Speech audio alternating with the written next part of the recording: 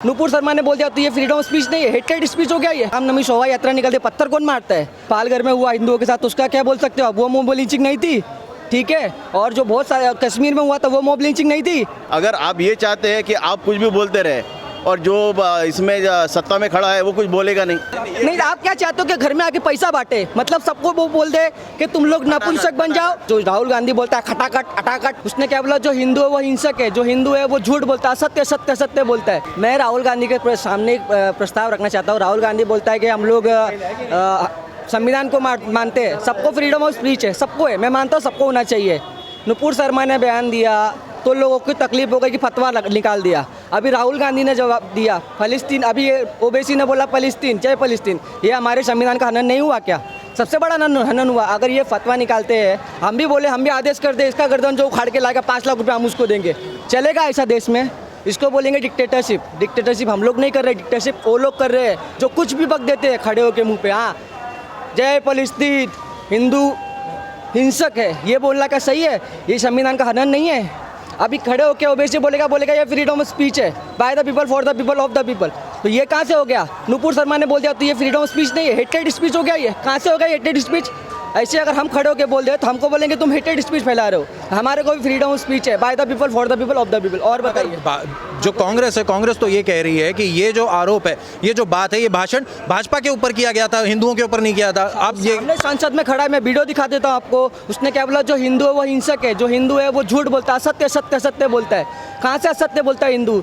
तुम्हारे लिए लगता होगा कि तुमको कि हाँ असत्य बोलता है हिंदू, लेकिन हिंदू असत्य नहीं बोलता है। अगर हिंदू जब हिंसक होता ना, हिंदू हिंसक होता ना, तो आज ये नौबत नहीं आती। हमारे बच्चों के गले कट रहे हैं, कहीं भी खड़े होके कन्हैया लाल का जो गला काट दिया अल्लाह अकबर का नारा देके, हाँ ऐसे हम भी बोल दे जय श्री राम का लेके गला काट दे, चलेगा?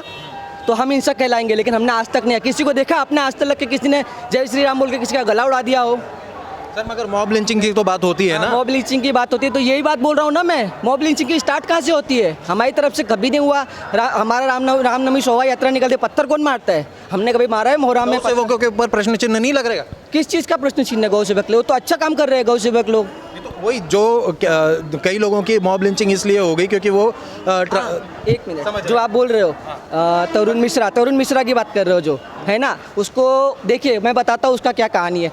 जो उन्होंने जब गाड़ी रोका उसके बाद वो बाजू में जो पुल था नदी का, वहाँ पे पानी नहीं था तो वो उस तरफ कूदे, तो उस तरफ कूदने का पानी नहीं था तो नीचे गिरेंगे तो मर ही जाएंगे ना।